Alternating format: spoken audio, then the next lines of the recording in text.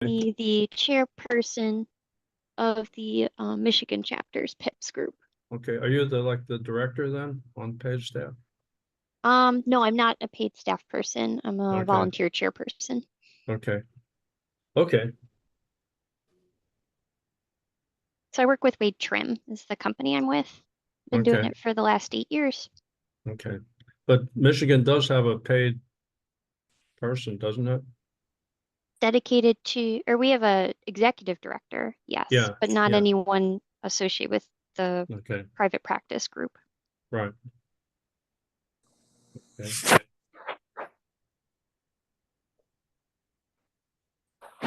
And Robert, since I don't already know you, could you introduce yourself? Sure. I'm Robert Mansfield. I recently was working with the County of Madera here in California as a senior planner in their department. I have since left the county and have started my own business in land use consulting. Okay. And where in California? That's Madera, California, which is Okay. about 30 miles north of Fresno. Okay.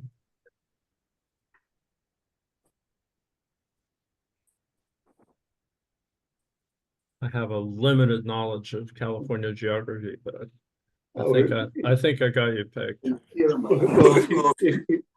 if you know where Yosemite National Park is, Okay.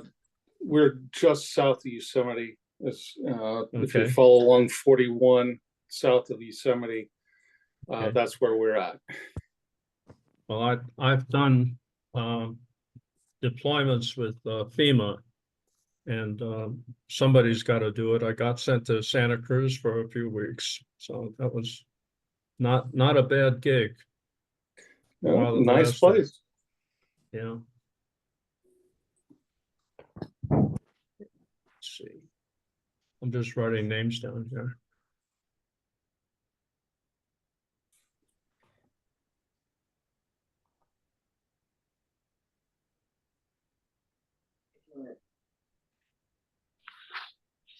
Look, Caitlin, thanks for joining.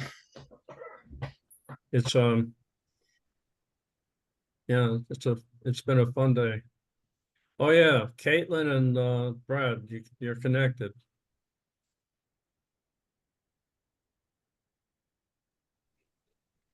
My former co-chair of the PIPS group. Caitlin is the chair of the Planners in Private Practice in Michigan. So Right. Being one herself. Only learn from the best, right, Brad?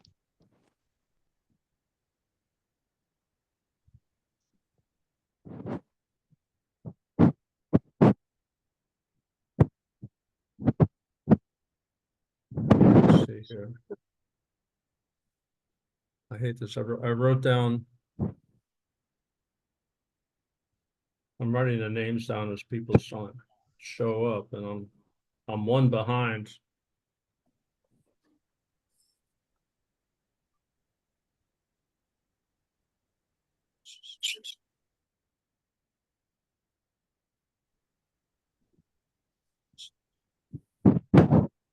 We can get started pretty soon.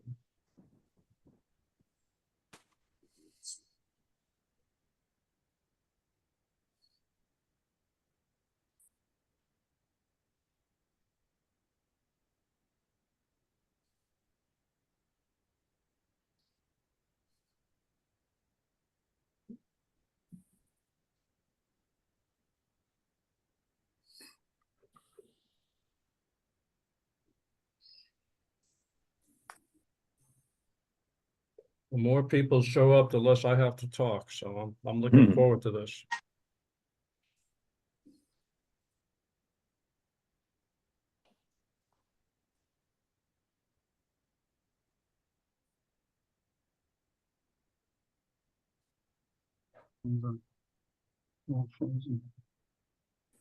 Well, I just realized that the name I haven't written down is my own. So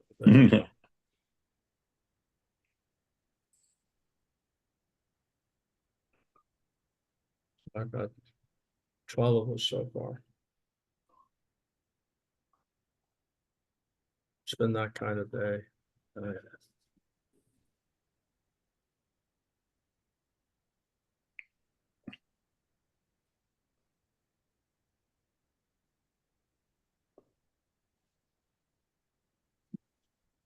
Zoom is fun when it works.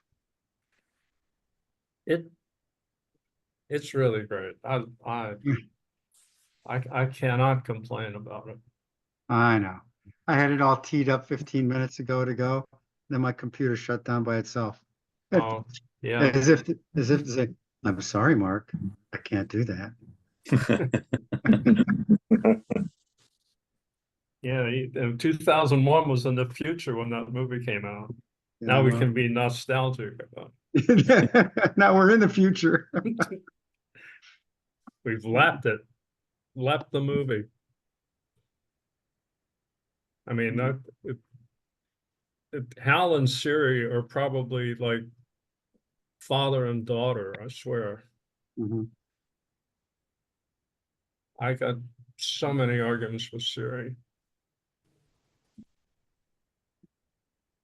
But she can be very obtuse. Uh-huh. And you're not even married to her. Oh, yeah. I asked Siri to play Beethoven on my car radio, and I got some punk rock group called Beethoven with an A instead of the second E. Uh, And it's just me in the car, so I'm not always polite to that poor person. hmm. Okay, I want to get started. I think if everyone is very careful with the time, we can do introductions all around. There are 1, 2, 3, 4, 14 of us right now. I'm going to start just by being as brief as I can. I am the chair of the Private Practice Division of the American Planning Association. I've been on the board for long enough that I only got 1 more year left before I'm turned out or term limited. So and I'm still picking this up. It's nuts, but we're getting more and more help. And with that, I'm going to throw the ball around. Ron Littlefield is at my top left of my screen, so I'll start with Ron. Okay. Yeah, I'm in the private practice division because there's no other division that quite fits me. I really just do volunteer work now with AARP, but I'm a fellow of the American Institute of Certified Planners. I'm the former mayor of Chattanooga and have known Stephen for a number of years, mostly during his Tennessee time, but been a planner since 1970, I guess. So that's it. Okay, Corey. Hello, I'm Corey Hall. I've been a planner, I guess, for about 22 years or so. Right now, I work for the Ray, a private foundation based in Atlanta, developing innovative highway and transportation technologies. But I have experience in metropolitan transportation planning, working with councils of government and local governments. Okay, Robert, you can introduce yourself again because there's more of us here. No problem. Yeah, I'm Robert Mansfield. I've been a planner for almost 19 years, 18 and a half actually, of which was in the government sector for Madera County, California. I have recently started up my own land use consulting business in the Central Valley area, basically doing what I would call the nuts and bolts of planning for people, everything from what can I do on my property through helping them get through the entitlement processes at the county level, rezones, general plans, ordinances, and things like that. So that's just gotten off the ground, and I joined this group because I felt it was a nice fit for what I was doing. And I have been an AICP certified since 2011. Mark? Yeah, Mark Lundgren. I've been doing planning since the late 70s, 1970s, not 1870s, 1970s, and AICP since 1985. Following a 40-year federal career, I founded Land Pointer Limited, a consulting firm that focuses on land use matters and consensus building. Thank you. Yeah, And he's based in Towson, Maryland right now. and he's an at-large member of the PPD Executive Board. Thank you. And yeah, Corey's the communications chair. That's what we've got so far. Okay, Mike. Yes, I'm a retired professor from Johns Hopkins, where I was a department chairman for the real estate program. And before that, I was a planner instructor at University of Arkansas. And after that, I was at Urban Land Institute for about 5 years, where I set up the education programs that they had at ULI.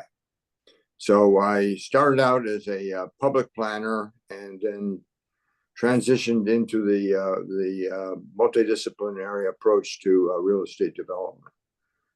And I actually went, my first job was in a place where Steve and I worked together. Yeah. At Jacksonville. Yeah, where the beach is behind me right now. Okay, Caitlin. One more time.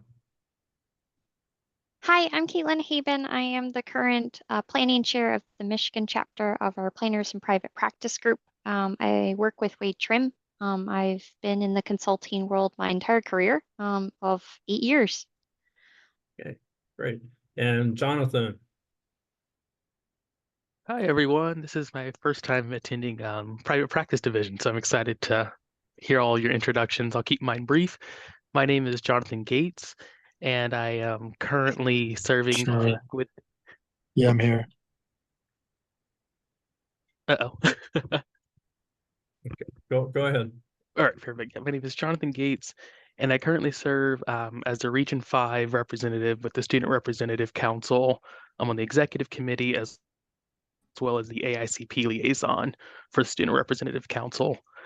And when I'm not volunteering with the APA, I'm also serving as a management fellow with the city of Phoenix. So public sector at the moment, but exploring all my options, being a young planner and starting a career here soon.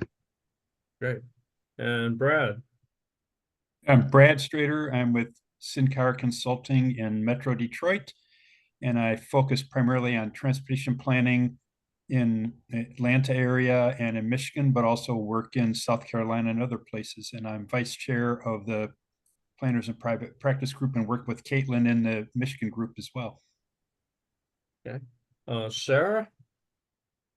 Hi, everyone. My name is Sarah Outerbridge. I'm actually a grad student just about to finish up my MERP at Cal Poly Pomona. But I do have almost 2 decades of a career in commercial real estate. So I'm trying to figure out how to do a career transition of sorts, which is why I had an interest in the private practice division. Okay. And Owen? You there, Owen? I'm going to jump over Owen. Stephanie, could you introduce yourself?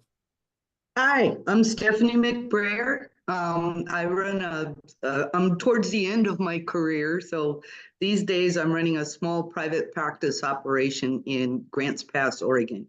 And I apologize for being late. I had difficulties logging in this morning. It did not want to let me in. Thank you. And Andrew. You there, Andrew? All right. Oh, yeah, hi. Can you hear me? Yeah. Oh, hi.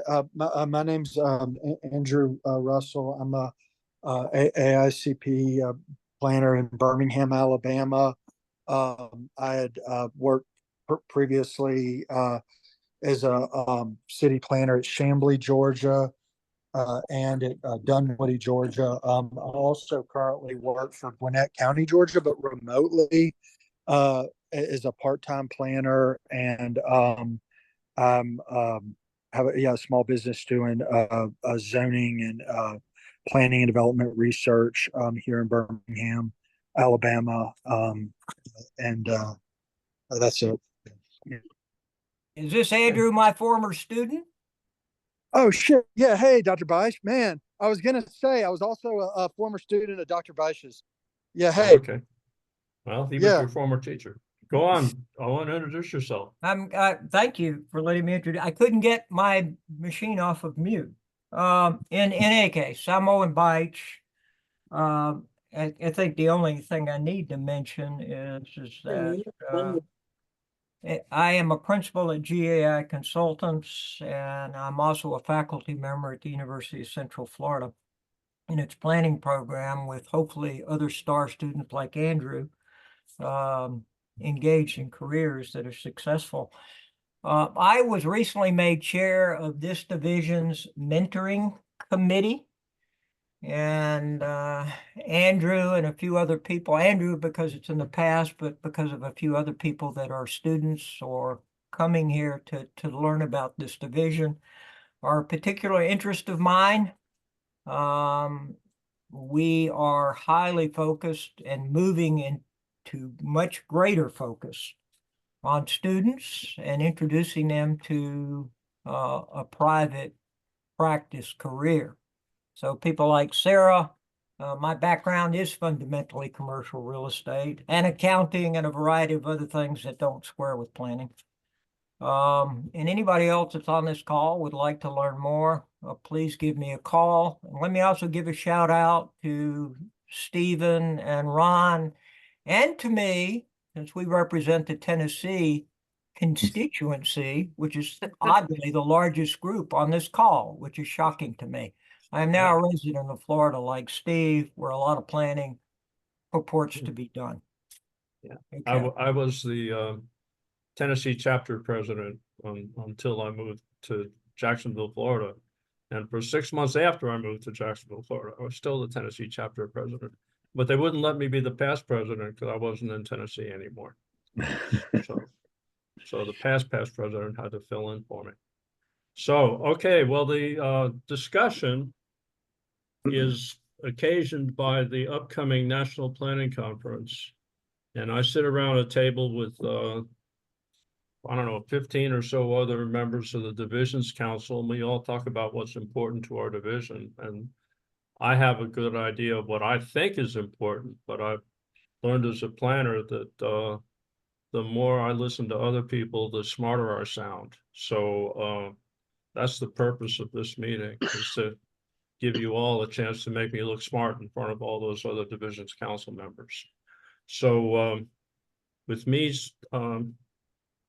just sort of kicking this off, some of the issues that we have discussed in previous conversations that I would be interested in bringing to the attention of the Divisions Council would be, of course, be DEI, which we've certainly discussed. We've also discussed, I would call personal security, which is more or less like anti-harassment policy that the APA needs to move forward to. And Mike and I have been talking about raising the value of professional planners in the marketplace, which is certainly a private sector issue, but also a public sector one.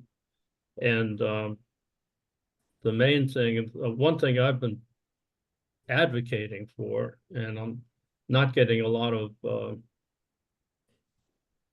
positive response from the APA leadership, is that based on previous conversations, we would like to see the APA offering risk management and professional liability insurance to its membership. They've done it in the past, And I know a lot of professional associations feature liability insurance for their members as a membership benefit. And I suggested as the last National Planning Conference at an in-between meeting with the APA leadership, I reminded the person I had spoken to, the CFO for APA, that we were interested in it. And he said, well, we're really not, or something like that. So that's kind of where that stands. And having said that, I will open up the floor.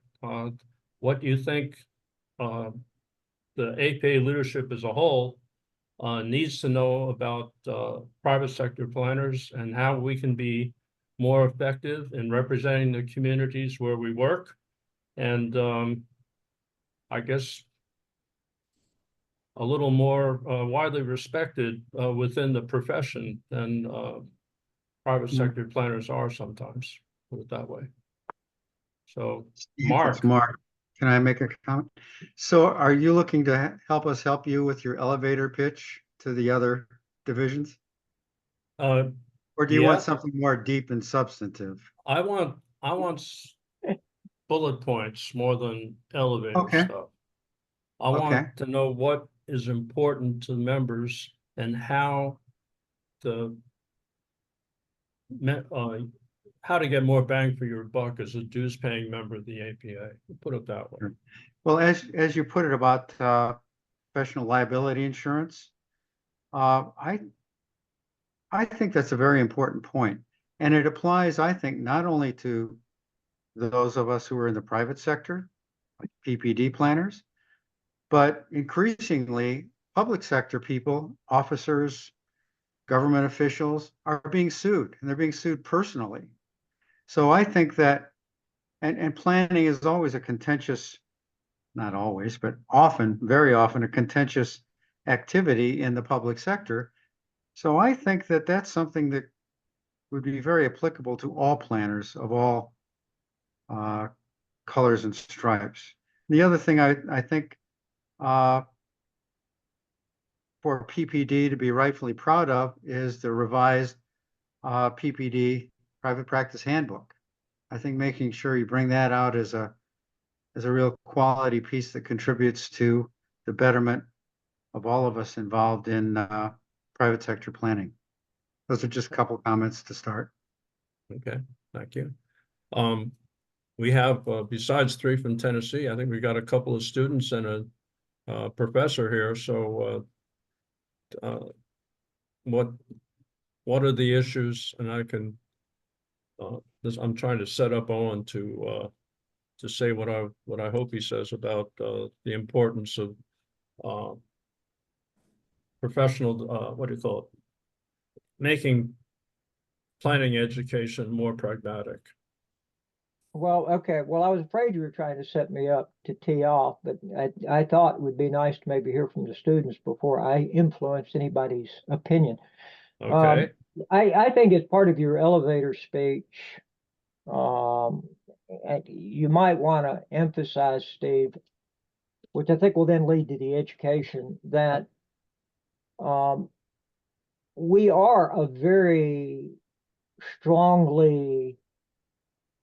a group that is very strongly focused on public service, right? And it doesn't really matter whether you're a private planner or a public planner. And the few people that are on this call that are retired are kind of emphasizing both their past and their current activities, for community benefit. I think what is often overlooked in the AICP Code of Ethics is that it clearly says our job here is to represent the public. And what then gets overlooked is that the private sector is as much a part of the public as anyone serving in working for a local government or serving the public directly. And I think it is a mischaracterization that public service sentiment is controlled or corralled. It's very, very much so by those that only work for public type of agencies or institutions. I think that's a big mistake. And correspondingly, it is worth making note that basically 85% of the built environment that we choose to regulate is advanced by both private capital and by private planners hoping to make better communities as part of the expenditure of that capital. I think those are important points. Now that then leads to the pedagogy. I mean, our educational institutions, if those on this call are primarily graduate suburban planning programs, which that's one of my disciplines, it's very strongly focused on certain skills, certain activities, certain topics that have a very, very strong social services or social and community calling to them. And as a result, there are certain skills that you require when you go into service as a private planner, arguably even as a public planner dealing with some of these private sector needs that are not well-developed skills. So my specialty then in that regard is, I know I teach one of the few courses in public finance, which is largely activated through private resources, but it does require understanding of basic fiscal responsibilities, not fiscal obligations that are created by unattractive development, but it understands a basic balance sheet, if you will. So, financial skills, financial knowledge, certainly to a level of introductory public finance, I think is an important topic that most planning programs don't teach. And I'd like to at least think at our program they're getting exposure to that. And everybody on this call may have a slightly different perspective on something that created a gap between their formal education and their experience in the real world, or their education that lacked any material application to what they did as planners. And let me make it very clear that I'm not an engineer, but there are certain obvious math skills that many planners shy away from while gravitating to other things. They will probably be better community stewards, but they won't necessarily have defining skills. That's it for me. I guess this is Brad Strait. I'd follow up with what Owen said, because it's kind of same thing in talking, since some of you are either students or working in the public sector trying to understand public and private. I think when I was in school, there was a mischaracterization of what a private sector planner was, thinking that private sector planners just worked for developers and were sort of the dark side, going against communities and so forth, and battling with communities. So, and some of us work with developers and hopefully helping make things much better. As a planner, working with architects and engineers and so forth, I find a lot of the developers are trying to do the right thing and work with communities, but a lot of private sector planners work through the public sector. So we do plans and codes and ordinances. In Michigan, a lot of the private sector planners are the ongoing planner for communities because they don't have their own zoning administrator or a planner, or they only have a small staff size. And so private sector planners support the public sector planners. And a lot of private sector planners work for federal agencies or state agencies on DOT projects and transportation, or they work with transit agencies. So I think the public good is part of what a lot of private sector planners do. But I do think that AICP, if you ever go to the AICP training classes at the national conference, when they talk about private sector, it's usually the public sector planner is working on the side for private sector and is doing some evil things that should be characterized as unethical through AICP code and so forth. So I think that APA or even AICP doesn't really have a good understanding of what a lot of private sector planners do. So that's my tidbit. I will definitely include a lot of what you just said in the elevator speech, that's for sure. Um, I could build on that just a little bit, and that's when I started setting up an education program to train people about the development process. I was told that the people in the audience are going to be architects and bankers and lawyers and finance people and and of course public sector people. And so if you compare I went to Ohio State, the master's program in city planning, we covered all the design elements, but what was really missing was an understanding of the development process, particularly at the site level. How do you build, a building or a neighborhood, whatever it might be? And it's all that the finance stuff and the way that decisions are made and the way the development processes work. I think that needs to be understood by all the members of the process. And I would tell my students that you have to think about the project from the point of view of the developer, and in certain ways, the developer plays the role of a conductor, an orchestra leader. And some people want to grow up to be orchestra leaders, but most of the people want to continue playing the drums or the viola or whatever instrument it might be. But if they're going to really be a good viola player, they need to understand what their role is in the overall development picture. And I think if I've been taking the continuing education courses and so forth, and there's a real lack of understanding of the development process, and then particularly in areas like finance. So I would encourage whoever's in charge of the continuing education to at least add courses. There are lots of stuff around where they could borrow content for the courses, but that would be, I think, certainly very helpful. The other thing, and hopefully I'm working on a paper for you all about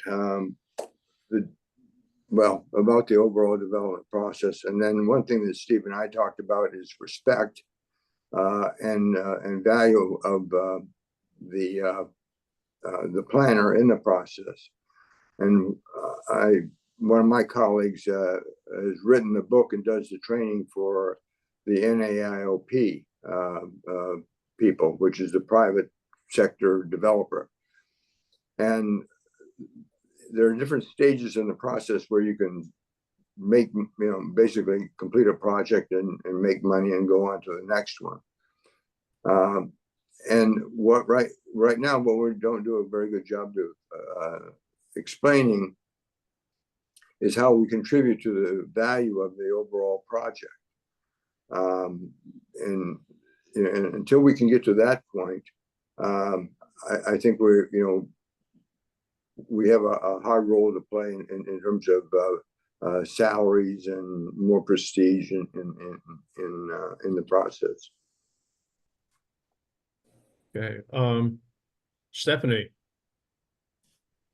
I'd like to share a somewhat different perspective. I did not go to planning school. I got a degree in social science from Humboldt State University, which is pretty rural, pretty small, and then figured out that I wanted to go into city planning at the end of a exchange year with Southern Oregon State. So I was older. I already had a background in business and work in the world. When I started as a planner, I had as an express goal to someday work for myself, not necessarily in a big firm or anything, but I definitely wanted to do private practice. It took a lot of years to get there because I wasn't a grad from a recognized planning school. But what I would want to share with APA leadership, in those days, there was no internet yet. The only interaction I had with APA for many years was the Planner magazine and AICP journals that I would find laying around the city manager's office. And I snapped that stuff up. I called people and asked questions, did a lot of digging to really figure out what the planning profession was all about. And APA's leadership in that was just invaluable. Nowadays, we have a lot more ways to reach people. I find that most line planners that I work with over the counter are not members of APA. And more frequently, I'm finding that it's some secretary that got promoted to this position, and she might not have a college degree. She has limited familiarity with the code. It's always a she. If we could do anything to bolster the profession and make people understand that this is very serious work. It takes a lot of education to pull it off. It isn't something you can just stick any old person on the counter and have them understand what's going on. I'm not sure how we do that as a profession, but in my world, that would make a huge difference. This is, I'm sorry.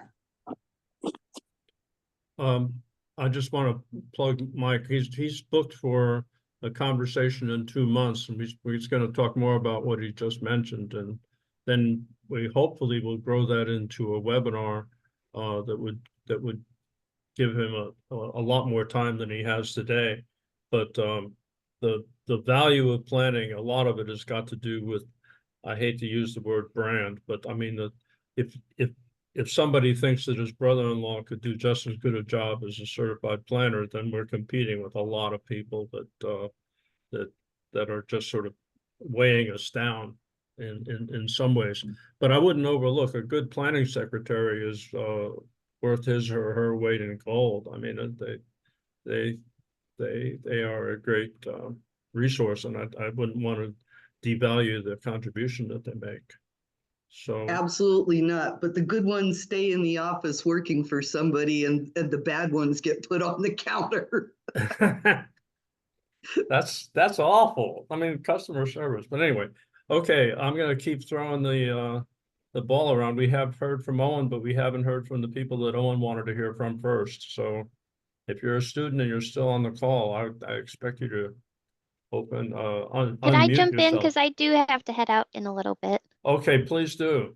So I did put my comment too in the chat, but I think it's really important to continue a youth engagement, and that isn't so much from a curriculum standpoint.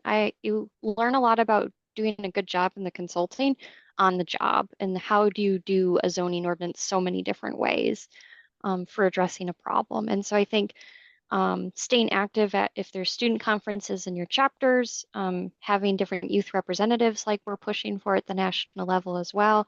I think having that younger face shown and then people can see themselves in those roles, I think is really important, not only maintaining the private sector and its importance, but making sure you always have that fresh perspective that really planning as a whole really does need and use on a very regular basis. The other part is seeing if, as a private practice, is there any other resources that we can provide that make our job easier? So one of the things we're doing locally in our chapter anyway, is that we're trying to put some resource material together. Brad had already done a presentation 2 years ago about RFPs and trying to do that. And we, I think, had done it at more than just the Michigan chapter, but had brought it to that grander stage. And so we're working on, well, what's a criteria we would prefer, and things of that nature. Because from a private sector standpoint, you're like, well, we'd really like to know a budget, because then I can tell you a lot of things about my scope of my project, if it works for you or if it doesn't work for you. But at least in Michigan, sometimes that's a hard item to please nail down, because it makes our jobs a lot easier. So I think some of it's having that reference material that makes our job easier. So criteria sheets and fill in the blanks and things. What advocating for what we need to make our job better, and we can have as a resource for potential clients or clients to rip off, replicate, like we do other different templates or things of that nature through other associations. But we have a unique lens because in a way we're competing for that business. And so I think as a profession, that would be helpful to have a neutral party that says, this is really your ground floor of what you should be considering. And that may vary from state to state, but at least starting there, I think would just help the profession and us do our jobs better. Okay. Since you have to leave and we're in the middle of this conversation, I would encourage anybody to follow up this conversation with a more detailed message. It's check me out on this. It's info_private@planning.org, I think is what it is.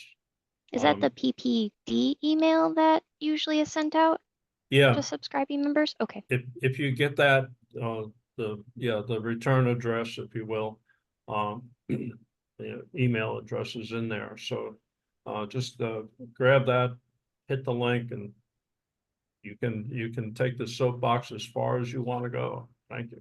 So but to get back to, and thank you, Caitlin, that was really helpful, and I'm glad that you plugged in on that. I think though, I do want to hear from the students. We have a student representative on the private practice board, and Armin Aryafar, who has been working with Owen, and we want to get, I mean, the mentors are great, but we need people to mentor. So if you want to sign up for the mentoring committee as a student or an emerging planner, there's, just go back to the newsletter again and reach out to Owen or Armin and let us know, because I think our future is with the people who are just coming into the profession. I mean, we want to make sure that private practice division is not just for people who are graduating from public sector positions, which is great. And, Ron is probably one of the best resources we have, and he spent most of his time in the public sector. But we also want to emphasize people coming into the planning profession for the first time and coming into the private sector. I think that's an opportunity for everyone to increase the effectiveness of professional planning. If we get people coming in as planners to firms, even architecture engineering firms, as emerging planners, and we want to make that job as easy as we can, or the transition or the entry into the profession as easy as we can. And we recognize, I think we all recognize, but especially Owen, that a lot of planning schools don't teach the basic skills that Caitlin was emphasizing. How to do a budget, how to make sure that you don't waste your employer's time, and make every hour count. And that's more important to private sector planners for some reason than it is to public sector planners. Don't ask me why. It should be important to everyone. But our own jobs are probably a little more dependent on what we bring to the bottom line of our employer. So that's my little speech. Okay, I need a student to unmute him herself and give us some feedback.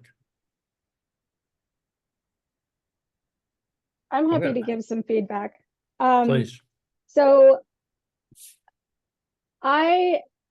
from my experience in planning school, there's definitely two things in terms of private practice that I think are lacking, at least in my program, but I see it a lot in colleagues and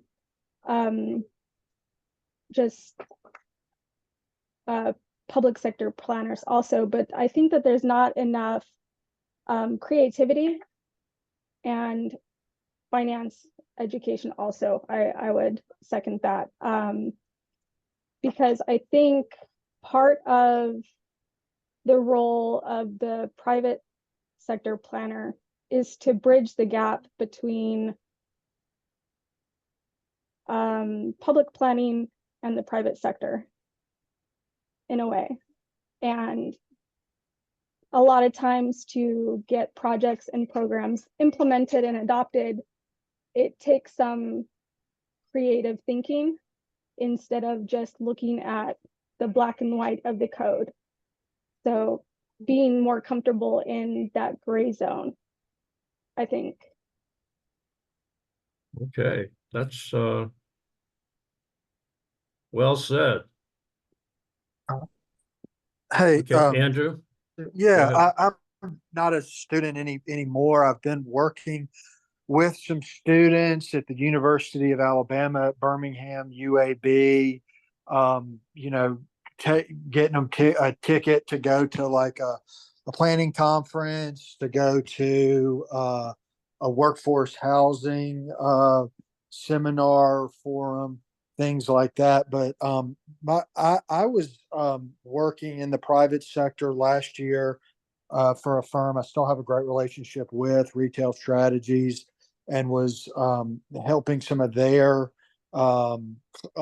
municipal clients, you know, in states where they're required to adopt a comp plan. Alabama, where I'm in, is not one of those states, but to do something with their comp plan, to understand the value of it, and start taking steps to bring it off the shelf. The reason I went out on, I have started my own small consulting business.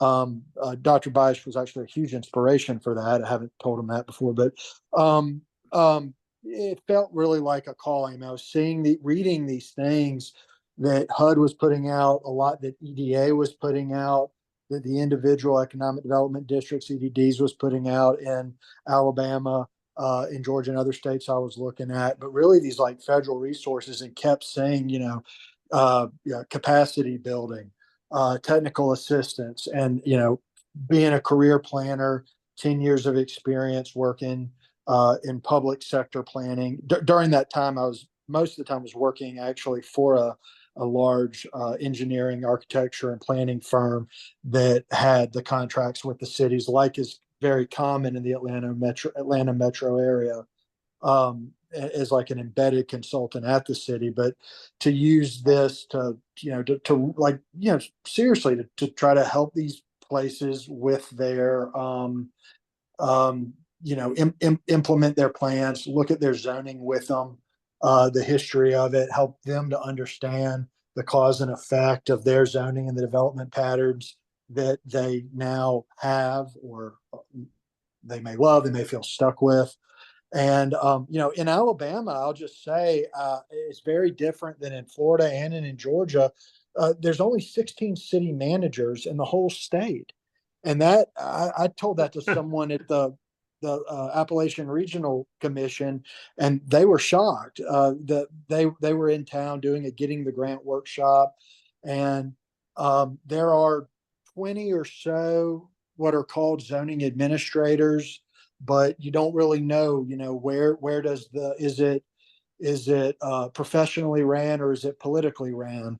You know, having city managers, ICMA involves city managers, you know, really supports and suggests being professionally ran, and I've seen that here. So I feel that in my state right now there really is a need. There's a gap. There's a need to help bring APA and the teachings of APA to the resources to a lot of these cities. Oddly, my work has shifted currently, and it's more just research based. But that anyway, that was why I set out. I mean, is that I feel like that's something that the students that I've spoken with at UAB, I'm on the MPA alumni board. I came at it from the angle of public policy, and the students seem to resonate with that. So I'll be quiet. I kind of talked a lot and gave maybe too much of an introduction, but yeah, that's my thoughts. Okay. I want Jonathan to have a say here. He's I really value Zoom meetings because I can read people's faces, and a lot of the groups are, when I'm on calls, is just as, two initials in a circle. This is much better. So Jonathan, I can tell you got Okay, something to say, you made me feel bad. Okay. but okay, go for it, Jonathan. No, I'm diligently taking notes as well. This is just being a part. I've been a part of the SRC for now going on 2 years, and one of my personal initiatives is really to better understand our chapters and divisions from the student and emerging planner perspective. And PPD is one of the ones that I hope to break into here in the near future. And to go back to Sarah's point, I'm in total agreement. As a recent, I graduated from Arizona State University with my master's in planning, and I agree with Sarah. Now entering the workforce, there are parts of being in school where like they did not prepare me to how to read a budget, and or even get, expose you to certain things in the academic setting when expected to do planning. But back to PPD specifically, I'm curious because my perspective of PPD is, yes, I'm interested in the private practice, but I thought there is a counterpart, PPD, and as a transportation planner or as a housing planner. And I think people may often, I'm not sure if people are often stuck between choosing two divisions or participating in both divisions until they find which one gravitates better with how they are with their planning profession. But I'm also curious, the question I want to pose to you all is, have you looked at other divisions that are similar, such as the city planning and management division or the federal planning division, to see how they operate? And is it more so interest-based, or is it more so something that aligns with the career? Okay, well, let me start off the response to that. We have had conversations jointly with other divisions. We had a conversation last April with the Women in Planning Division when APA's harassment policy was being kind of weighed in the balance and found lacking. And we helped with that. We co-hosted a conversation. I think 2 conversations with the Transportation Planning Division last year.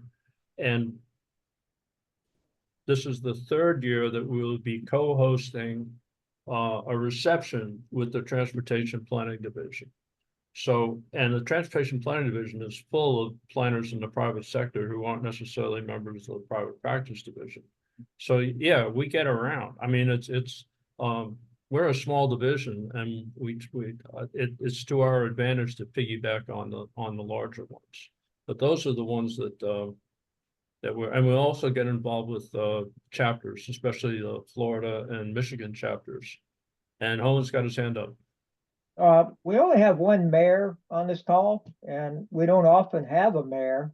And I don't know about you, Steve, but I have been a part of teams, large private sector planning teams that have worked with the city of Chattanooga. So I think it would be interesting to hear what an elected official, Absolutely, someone in a transformative community, someone who has tried to alter its trajectory, all about while thinking about planning, and why he, as a leader, often went to additional resources that are largely private. And I think I'd like to hear your comments if I could, Mayor. May I call you Mayor, or should I call you Ron? Call me Ron. Okay. Well, I think the strength of planners, whether you're public or private, is that you try to weave between all of the different issues that are being discussed. And I'm sitting here while I'm listening to this. I'm multitasking. I have to confess. I've got my phone going on another issue and listening to this. And one thing that I learned in planning after many years of working in staff where we drew up really pretty maps and wrote very thick and we thought very compelling studies, and then just delivered them, is that you've got to engage the public somehow. And this issue that I'm sitting here working on in my lap is one in Chattanooga right now, where we're trying to keep the state from making a mistake in rebuilding a hospital on Moccasin Bend, which is a national park. So the only way we're going to get that done is engage the public. And how you do that, people are so afraid to do that. But I found that public engagement, people tend to support which they help to create. And if the public is involved in creating a plan, even if there's a lot of opposition, if you can credibly say that the public put this whole plan together, the politicians will follow. I say that as a politician. You know, they tend to see where the public is leading, and then they try to jump out in front and grab the flag, which is okay as long as the flag's going in the right direction. Yeah, yeah, that's that's my cynical definition of leadership, is to figure out where everybody's going and then try to get in front of them. So yeah, and I would also, to underline what you just said, that some public officials think that if you get if you get a lot of citizen engagement, that you're somehow cheating the system. Well, we wouldn't have the aquarium if we had just let the few naysayers control things in Chattanooga. That was a big fight. I tell people, they think that in Chattanooga that we've done all these things on the riverfront and all, with everybody just holding hands and skipping down the road and singing. And no, everything has been a brutal fight all along the way. And we have had private planners, public planners, architects, engineers, God help us, lawyers, and all along the way. And the best has prevailed. You know, usually plans change, but that it's a process. It's not a document. And I think planners need to make people understand that we're not so tied to a document that we can't see options. And this thing I'm dealing with Moccasin Bend is a sad case where the state has just decided to brush aside all the plans that have been made for the last 50 years and want to put a hospital right back where it shouldn't be. So this is kind of a classic planning issue that we're dealing with, and it's compelling. Well, yeah, and I mean, to Owen's point, a city to be successful as Chattanooga has been has got to pull the strengths from wherever they can in terms of staff, and also in terms of consultants who can fill in and carry out the roles. I think sometimes maybe a well-respected planning firm, or maybe one that's not so well respected within the profession, but has a big public following, can deliver the goods basically on behalf of a public sector client. And I was hoping the mayor was going to say that. I mean, you talked about the aquarium, and we can talk about the Volkswagen plant. Yeah. Talk about some other initiatives, all of which involve significant private expertise. Right. Most of it not from Chattanooga, not because Chattanooga didn't have some of this expertise, but there are only 30 aquariums of substantive size in the country. You want to learn from the teams that were involved in that. Yeah. You want to learn about the teams that put the funding and financing together in creative ways that then align with your needs, not with just those of the consultant.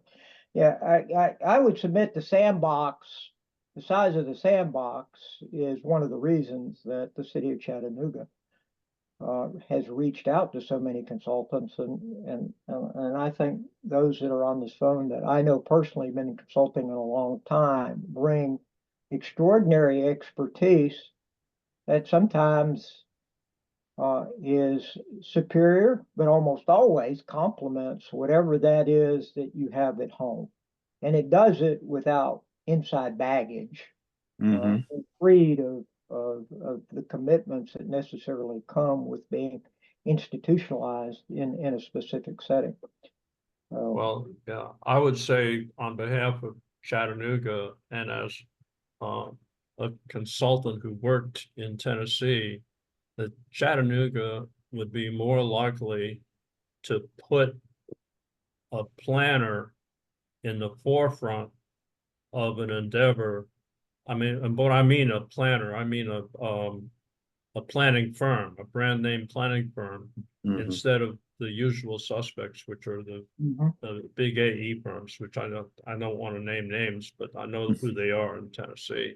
And Chattanooga would go outside the state to bring in somebody who had a firm that had a recognized reputation in planning. So that's what Well, we haven't been shy about bringing in known planners that are, many of them now deceased, that had really remarkable careers in other parts of the country and other parts of the world, and have big public gatherings. We tell people we bought a lot of coffee and had a lot of wine and cheese gatherings, and invited the press in and made sure that the public understood what the process of planning was about, and how other communities, we used Seattle, we used to take people to other cities on a regular basis. I'm talking about people who just queued up and went. Our best and I guess our most successful point that we point to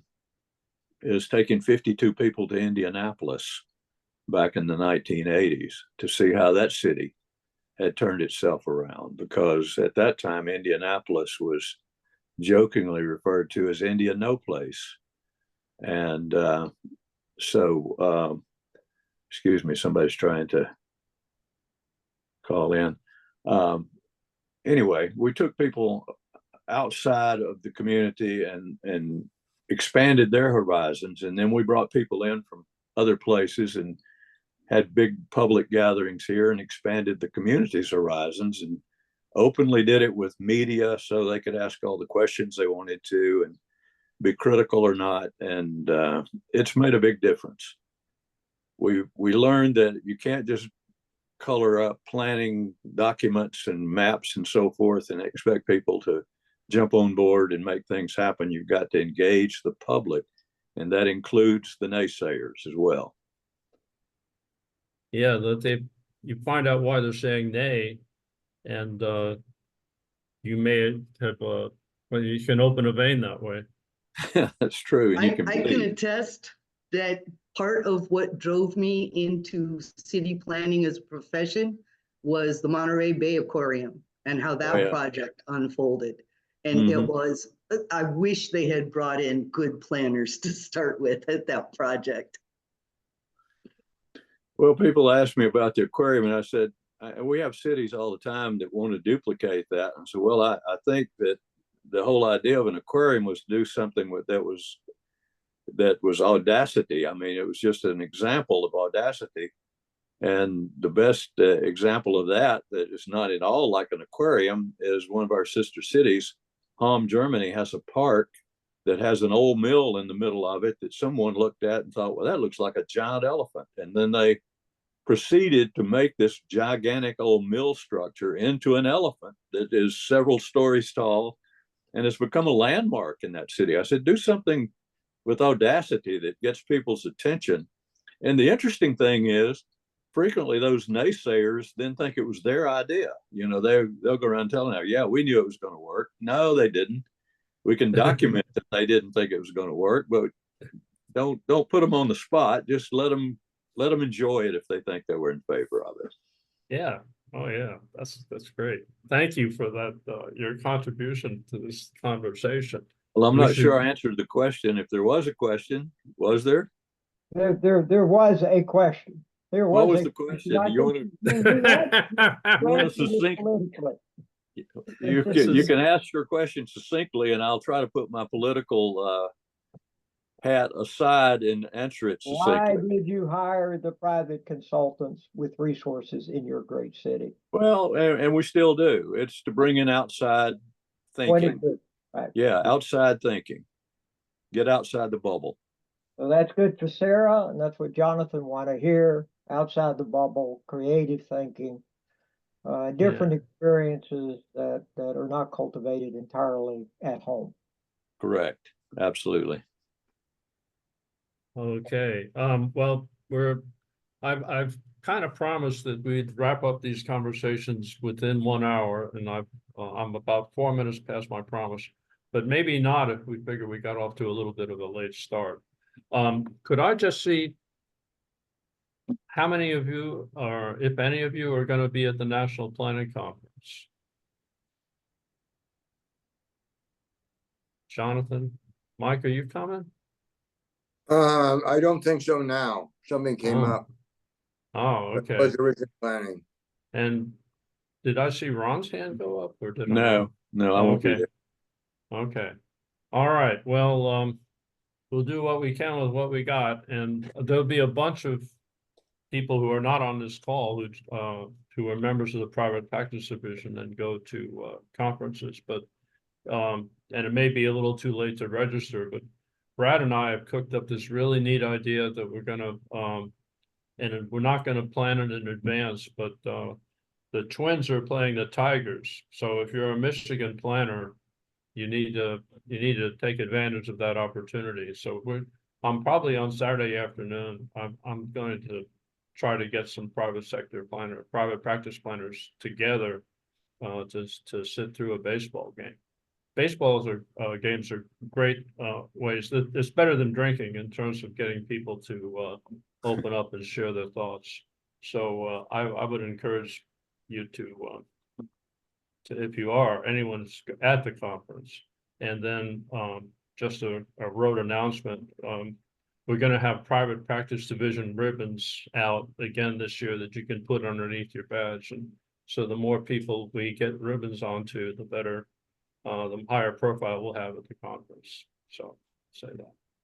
Well, that about wraps this one up. This is great, and I learned a lot more than I need to know to speak for the division at the leadership meetings, and I've learned a lot more about what's important to people in the division that I may not have heard from before, and people that I've heard from who have underscored things that I heard them say previously.